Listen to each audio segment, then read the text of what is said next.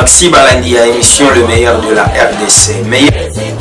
Il est temps d'identifier Moutounyoso au travers de l'acte, au travers de Malobana. Valeur nini ya Tshisekedi oyo eza lelo Delice Sanga Kolo Bake valeur moko oyo Tshisekedi azaki nangonga Delice Sanga naza nango. Tu t'appelles comment?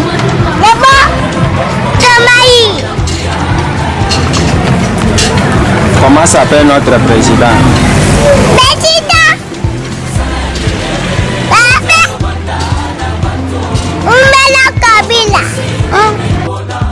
Pour place aux alliés, au bandit comme tout n'a qu'un an à Simana, yo l'ingénieur n'a pas Simana. Ma belle yo mo pour cela que pesa kamingi koleka. Malamu sali la kamboka. C'est ça inconvénient à Congolais. Allez, balesier, nani atindi. Yo lingi nani atinanga. Ok, kofinga. Kosilikate tango koyoka batangi boyo batangi oyo. Je ne suis pas là pour Kamoko. Je suis là pour tout le monde. Merci mesdames et messieurs, merci Balandi à émission meilleure de la RDC, merci Balandi Nabiso. Ma solo Nabiso et bandi. Naïb Sakabino toujours que tout ça bana misala. To sala ka bongo pona koluka et puis koya ko beta masolo ya bameyer et n'importe qui te to bengaka na émission na biso to bengaka bai oyo to mona ete bazana capacité pe qualité wana ya koloba pe ko sala makambo lokola bameyer.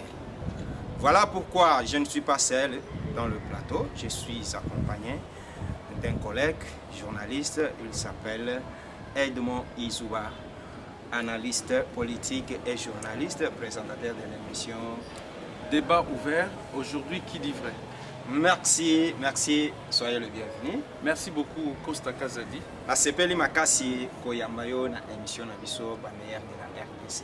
Merci Mengenga pe na CPL ko participer na émission ba meilleur ya RDC. Merci Balandi na biso elongo na invité na biso mokolo ya lelo to ko beta tellement masolo ebele. Toko épinglé surtout na oyo etali mbidinga autour ya mwana mboka Etienne Tshisekedi Mulumba oyo batu nyonso lelo bakomi ko se déclarer kozala baye ya lignée na ye kozala ba successeur na ye kozala ba héritier ndenge nyonso bokoki ko lobela yango. Avec notre invité aujourd'hui, nous allons aborder masolo nyonso wana na oyo eutaki koleka na tribunal.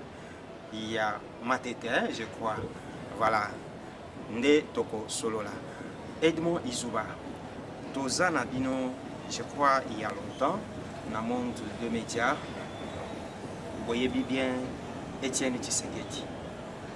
Et puis, vous avez aussi la connaissance, il y a Oyo, Bazala, Zinga Zinga Naye. Selon yo, jusqu'alors, Nabayenyo sous Bazana Katia Kolobalelo. Héritier, il y a Etienne Tshisekedi. Okoki ko épingler ba kombo ya batu oyo ba koki kozala besoin incarner valeur. Torolo Baboye. Héritier, il y a Etienne Tshisekedi, Bazali Ebele. Ebele, Bazali na UDPS, pe Bazali na ba formation misusu. Na kowi pe kotanga Tilelo. Na pe kotanga majorité présidentielle na kati ya MP.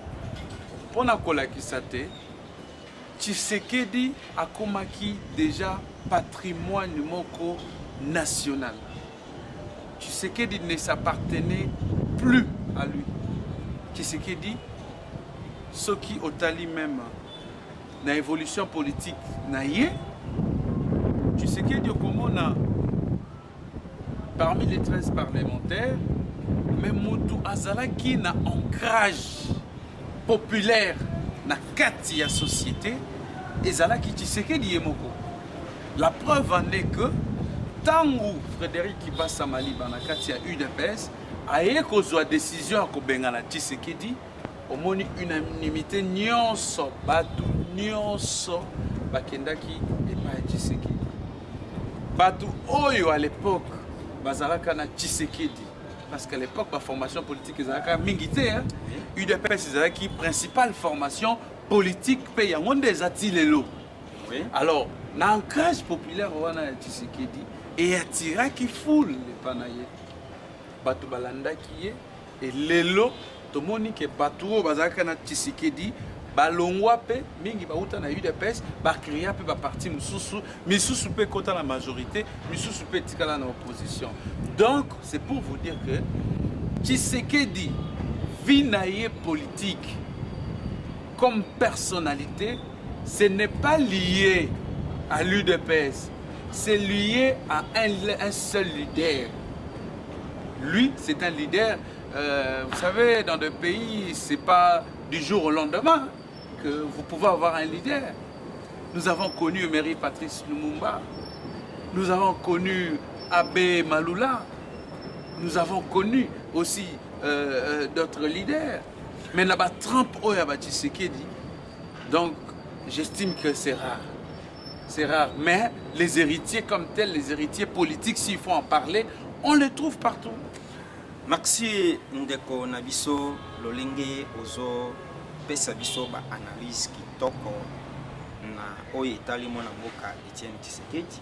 Mais seulement que nazomona depuis la mort ya Etienne Tshisekedi ba oyo bazana kati ya kobendana kowelela ngwende wana ya bokonzi na UDPS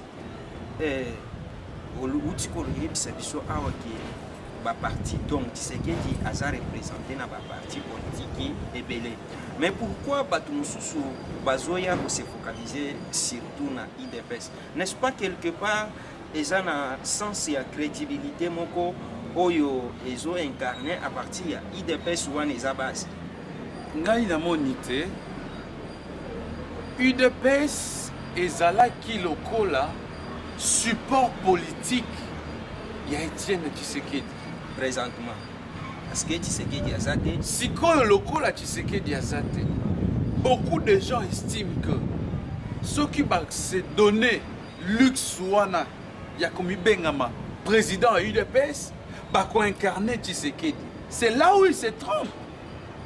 Tshisekedi, ce n'était pas la fonction.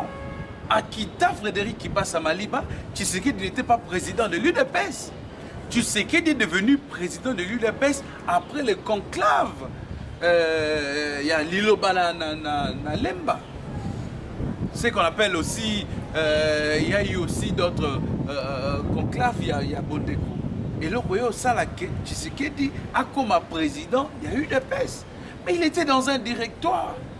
Pendant qu'il était dans le directoire, Tshisekedi était connu pendant qu'il y avait un président de l'UDPS. Donc, Lelo Bato Oyo Bazo, ça l'erreur. Yako Luka. Par remplacer Tshisekedi par la succession de postes, ce n'est pas ça la réalité. Tshisekedi, place Naye, Ezalaki Nanzela. Tshisekedi, c'est un faiseur de la rue. Beaucoup, Mobutu, vous savez, à l'époque, il a voulu déstabiliser UDPS. Aïbaki Mobutu a débauché Bato Ebele à l'époque, on se rappelle des Birinois. On se rappelle du moment où les gens quittaient UDPS à l'époque de Mobutu. Mais c'était pratiquement celle Tshisekedi lui-même. Mais comment est-ce qu'il est arrivé à rester lui-même jusqu'aujourd'hui? On continue d'en parler. Donc, détrompez-vous. Tous ceux qui pensent que Lelo va capable de succéder Tshisekedi pour comme président UDPS, il se trompe. Tshisekedi azalaki mutu ya nzela. Tshisekedi toyeba ki ye na masse. Tshisekedi toyeba ki ye na base. Tshisekedi toyeba ki ba poste te. Merci Edmond Izuba. Comment vous jugez jugement oyo ebimaki na tribunal ya Matete, oui, par rapport ya ba turaillement ya poste wana, donc kowelela ya poste wana ya kibokonzi ya UDPS entre elle limité na elle mwana mboka Reno Chibala. Boyambaki sango wana lolengeni. Bon, tribunal a reporté dans 8 jours à la 8e pour qu'on rende un verdict parce que le président de l'UDPS ad intérim, Tarsis Loseke, a estimé que il y avait Batimisoso Bane qui utilisait la belle et UDPS et qu'il fallait saisir les parquets par citation directe. Alors, de l'autre côté, peut alimenter. Bango peut bazo préparer congrès na bango. De l'autre côté, peut alemba. Comment ça la mona mboka mubakete? Yé pas à la qui côté à Tshisekedi. Bango peut bazo préparer congrès. De l'autre côté, à Frédéric qui passe à Maliba. Comment ça na bango te? Eza UDPS. Pour boromona na bango nyonso wana baza na logo moko. Baza na ben signe à parti moko. Donc eza bango nyonso wana. Est-ce que moi na mboka Tarsis Loseke a travaillé kana Tshisekedi te? Est-ce que moi na mboka Félix Tshisekedi a travaillé kana Tshisekedi te? Est-ce que moi la mboka Mupake a travaillé kana nini te na Tshisekedi te? Est-ce que UDPS qui passe autrement là Lusanga Ngele bazali ba Prote Lumbu bazali ba fondateur ya UDPS mususu batikala kuna ba yebi Tshisekedi te bango va travailler kana UDPS te. Donc na moni solution pour nangai ezali ko kende na justice te. Solution ezali réunification ya UDPS. Merci. Yamonde et qu'on aurait même Lutuana ya Tshisekedi, Lutuana ya ba 13 fondateurs ya UDPS. Merci Balangina biso, merci Banamboka. Bisolo o eza kitoko makasi. Batu mususu bazomi tuna akundoli yango wapi. Tokundoli yango pona kopesa éclaircissement. Oyebi soki biso tolobite banani mususu bakolobela mboka oyo. Et soki tokoti makambo yo te banani bakokota yango. Voilà na plateau ya ba meilleur awa tozolobela malamu. Et tozo décourager ma paix. Voilà, nous soutenons le meilleur et nous décourageons l'aventurier. Ndenge ezali tozoko ba malembe.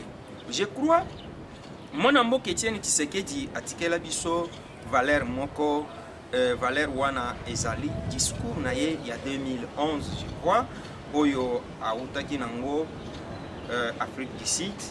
Na période ya campagne na ye akitelaki na Lubumbashi tango amoni lolenge batu bayambelaki ye de façon ki abanda ko s'attendre te ndi amonaki oui bien sûr bokonzi ekomi na nga na maboko yango apesaki discours ya cogestion ya Congo par les Congolais. Edmond Izuba ide nini ozosala pe image nini okoki kopesa na discours wana ya cogestion? Bon, toko mona que Tshisekedi azalaki na souci il y a peuple d'abord. Il y a peuple d'abord. Sans pour autant le dire, je l'ai dit. Souci, il y a peuple d'abord. C'est-à-dire privilège et pas un peuple. Des deux, Tshisekedi combattait ces régimes. Régime aux Allélo Yakabila, appartant par Mouzé. Ti Nandenge Kondo Tshisekedi Aouti Kotika Bisso. Il a combattu ces régimes. Il a remarqué la faiblesse de ces régimes. Yango Amema qui discours Wana, dans le sens, il y a qu'à permettre à ce qu'il y ait l'unification du pays, l'unité de tous les Congolais. Pays est comme qui divisé. Séparé dans le mouvement rebelle, Tshisekedi l'a dit à maintes reprises que Moselle Laurent Désiré Kabila, il y a un problème récurrent au Lelo, il y a des groupes armés. Il y a Sand City pour résoudre le problème pour permettre à ce qu'il y ait la paix au Congo. Mais on a validé même ce qui n'était pas censé Yakozala congolais. Il n'y a pas eu ce qu'on appelait le recensement de Congolais. l'identification de Congolais. C'était ça, la faiblesse ou les faiblesses que Tshisekedi avait remarqué. Alors, ceux qui vont se rappeler bien, discours naïe, il y a campagne, il y a 2011, et ça discours, oh, il y a banda qui déjà contenir, et ça, par revendication, il y a Tshisekedi, d'il y a longtemps, depuis Sun City. A même en 2006, avant l'élection. Alors, boya, beaucoup qui quand même ma population boyette dans l'élection. Il faut yeba qui est congolais, qui ne l'est pas. Batu balandi était, batu bakei na ndenge na bango. Ils ont organisé les élections. L'élection, elle est même sous problème. Ce côté bien même dans le rapport, il y a Nations Unies, il y a MONUSCO. Pour la Makambo ya Est, Makambo ya rebelle, qui a des infiltrés à partir de Kinshasa, qui a des forces cadre moussous na armée, qui est pas rebelle.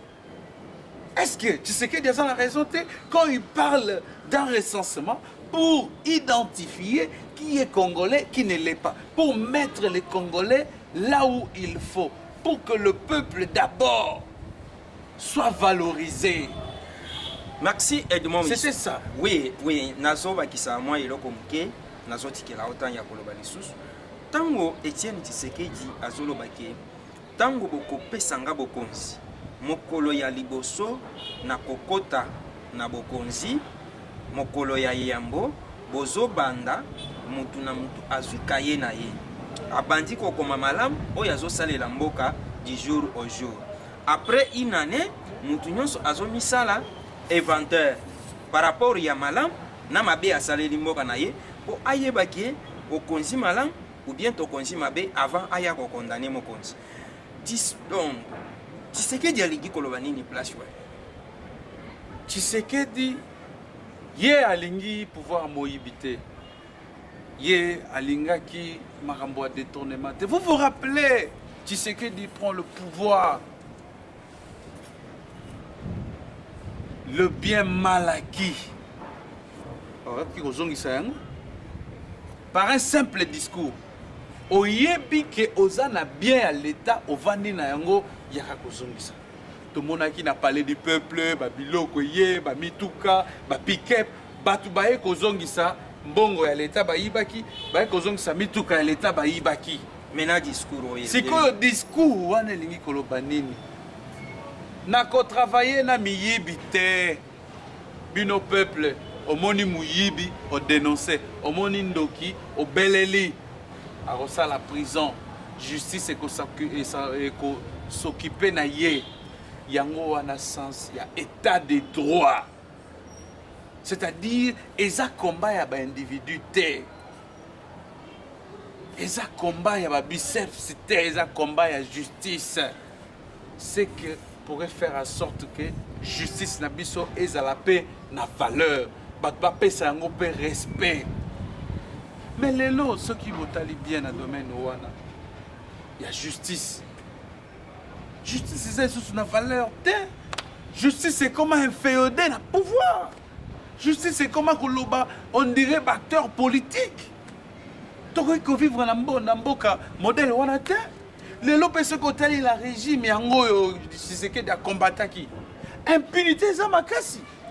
Batba oyiba mbongo à ciel ouvert, batba komona mais bazati lelo na gouvernement, bazati lelo na bureau climatisé. Mbongo, batu bazo sala ba impunité nyonso solo ba wana. Bazape elongo na ba oyo bazo se réclamer kozala ba héritier ya Tshisekedi.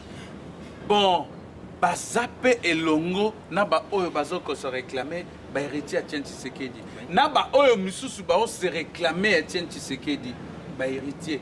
O pe baza place misusu. Bango pe baza kaka na lolenge wana. Donc ça veut dire quoi?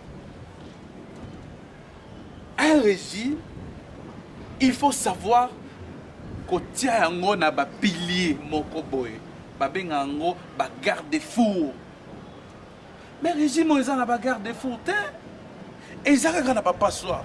mutu akoyiba mbongo mutu tel a protégé mutu akozala na lopango na ye o te général moko azali mutu akosala boye o azali mwana ya bagarde four eza te mpo na régime mwana mboka motuna mosusu ezoyela ngai parce que tozolobela héritier ya Etienne Tshisekedi par rapport ya hit oyo mwana mboka Etienne Tshisekedi azalaki na tolobela pe héritage ya Tshisekedi tolobela kaka ba héritier te tolobela pe makambo nyonso wana tozolobela yango par rapport ya besoin souci oyo mwana mboka Etienne Tshisekedi azalaki nango et par rapport ya comportement ya ba acteur politique oyo lelo bazo se réclamer kozala ba héritier ya valeur wana bon okoki kozala déjà na image ya nani aza vrai héritier ya Etienne Tshisekedi vrai héritier ya Etienne Tshisekedi eza oyo akosala lokola Etienne Tshisekedi oyo akolanda nzela Etienne Tshisekedi oyo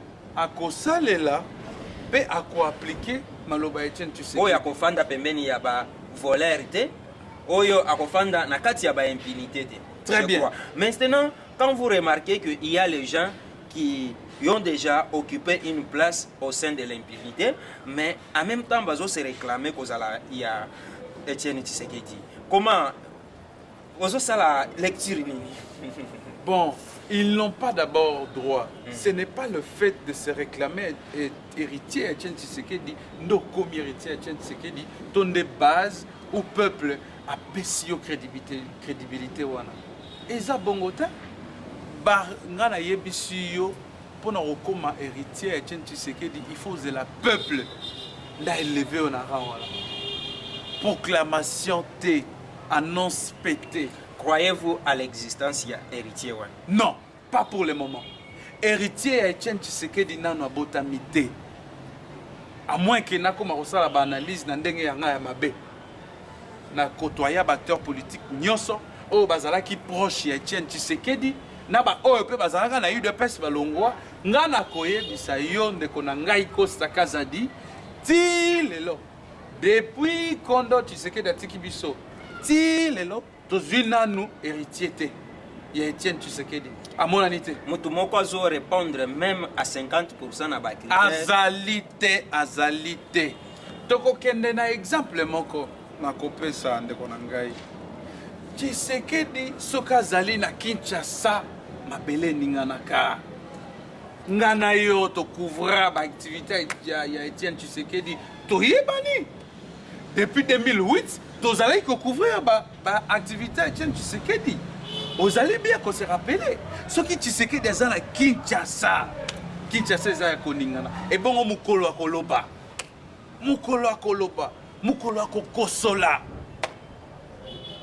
mboke koningana me baoyo bazali oyo batikali bakosolaki balobaki basalaki mais est-ce que population elandaki bango bato oyo otangeli ngai oyo bazali de parts et d'autres oyo bazali disperser lelo ntango balobaka peuple alandaka.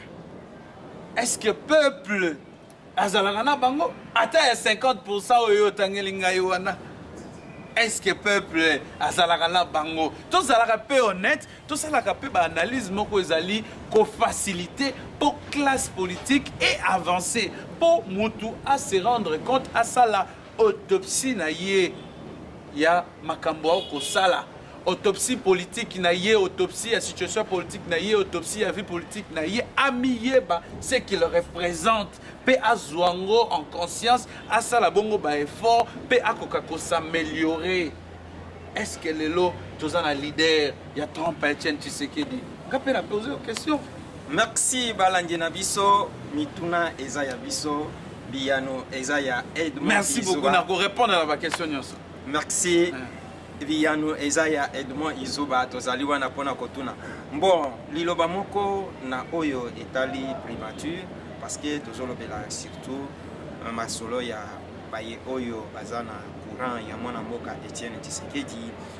Je crois c'était avant-hier oyo namoni ndeko moko pour ne pas citer le nom akendaki ko déposer mukanda na ye na parlement ko senga kolongola mwana mboka Jean-Pierre Kala. Bruno Tshibala. Ah, Bruno Tshibala. Misala na ye ya kozala Premier ministre parce que apesi raison yake bitumba na primature point ya liboso comme raison ya mibale komata ya lipa na biso ezalaki 200 francs et comme il est le 300 francs et puis na dédoublement ya parti politique alobi azana qualité te eza soni kasi pona mboka na biso comment yo pe oyambi sangwana.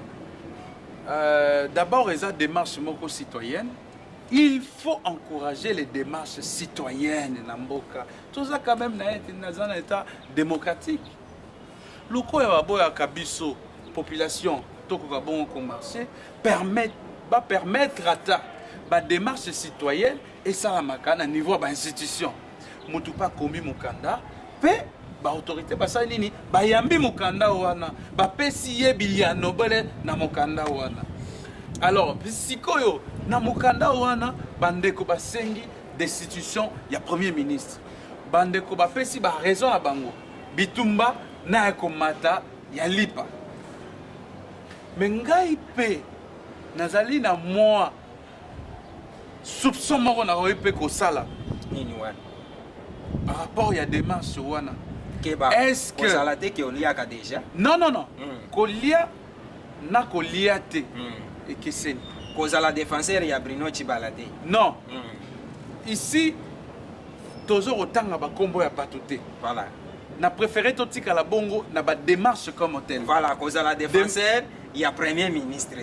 Non, dans les totika la bongo na domaine ya ba principe. Merci. Ndenge to analyser discours ya Kondo Tshisekedi, ndenge to analyser pe na situation wana. Ici il ne s'agit pas que défendre Moutou. Voilà. Tango lipa wana mati. Population ozo souffrir wana. Nana za parmi te. Nana ko souffrir te. Na sala ka wapi. Toza ba simple journaliste ngana yo to vandi wa. Tozo souffrir na yo depuis to banda musala oyo. Tozo rabembonga malonga te. Ba mama na biso bande kona bazo defa mapa chaque tongo. Biso na yo to defa lipa te. Si ko lipa wana tango e mati kutu à 50%. Oh justification ti lelo to yebite. Est-ce que l'état oyo régime oyo ezana ba usine na planification na bango oyo ba kotia lipa na bango? Yango ananga na lobby na lingi te na tanga makombo ya voilà lobali na lingi boye na yo moko ba agreement oyo mutu wana sali ezali ba fait moko na koloba indubitable, on ne peut pas contester qu'il y avait une vidéo qui a circulé, bien qu'on parle de la bagarre, mais la vidéo balaxi bitumbate mais moi nungu et salamaki ba média lobelaki lipe mati et ça fait moko réel auto vivre yango. Mais est-ce que yangonde ekotinda balongo la premier ministre?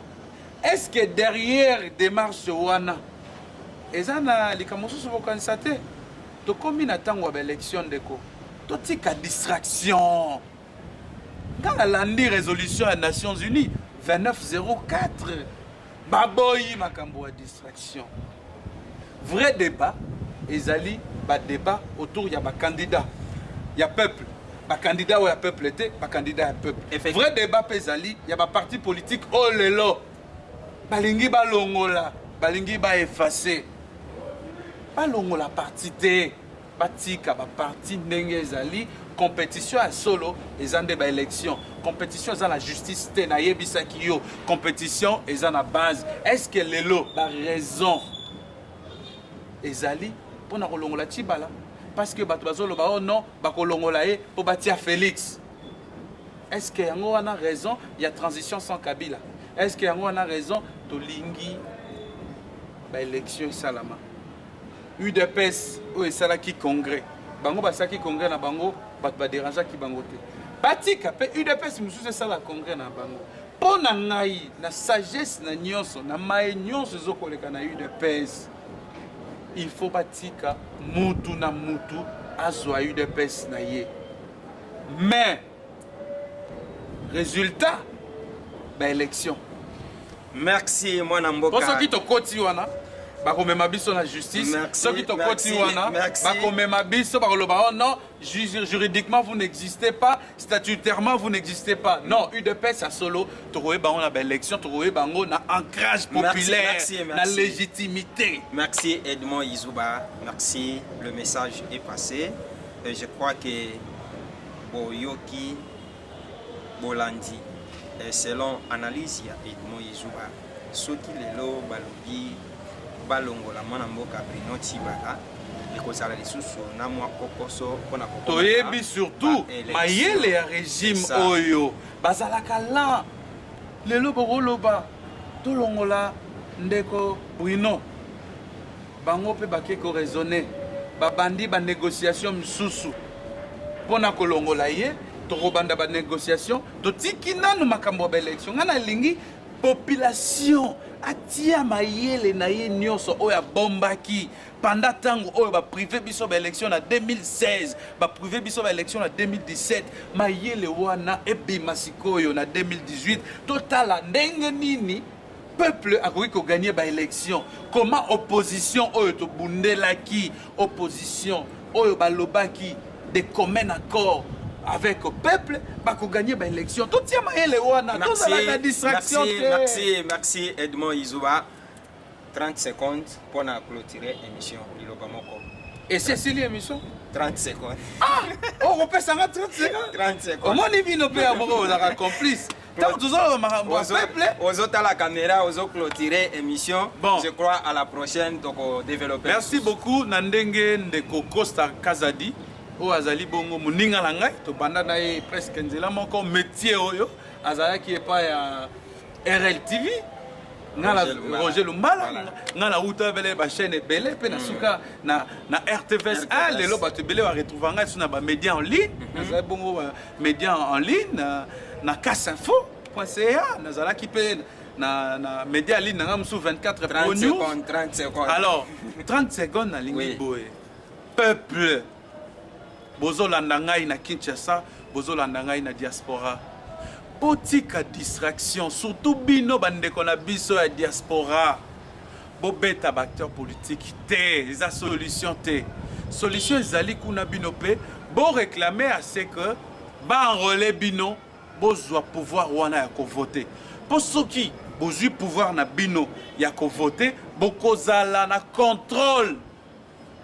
Ya makambo oyo za koleka awa bo créer fissure te bo permettre à ce que la politique et s'exercer comme il se doit pena oyo bazali awa to sangisa mayele simbongo pe ezali to aider moi élan oyo ya unité ya opposition ezali po ba aboutir na candidat moko et permettre pouvoir ezong à la peuple.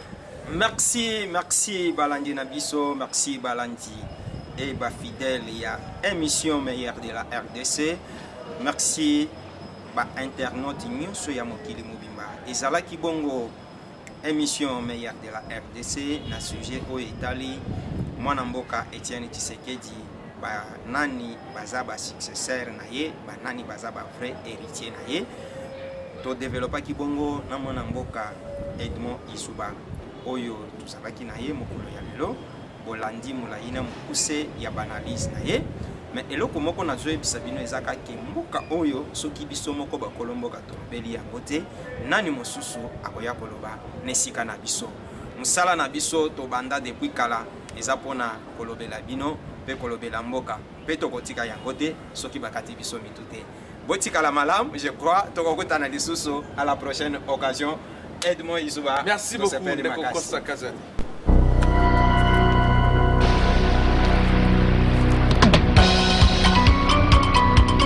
Affaire Soso tokomi wapi est-ce que moi si na économie na ye akoki pe kopesa mobali mbongo po aya kodote nazo porta masolo ya papier soko moni bato bazo le temps za sélection ya papier. Alors monsieur Papi pour être en mesure de faire quel travail dans la vie. Merci balandi na biso tozoko ba malembe eloko nini epousse yo opesa mwana oyo kombo ya Consolette. Voilà les raisons. Parce que la plupart des gens, ils parlent, mais ils ne savent pas quelles sont les véritables raisons. bamosusu bandimi teke nzambe azosala na rama banda en tout cas biso tozali wana toza bana misala nayebisaka bino toujours nga naza mwana misala na bino oyo bokoloba kosala nga na kosala soki moto aza. Voilà tout pour les sommaires. Mesdames, messieurs, bienvenue à cette revue de presse.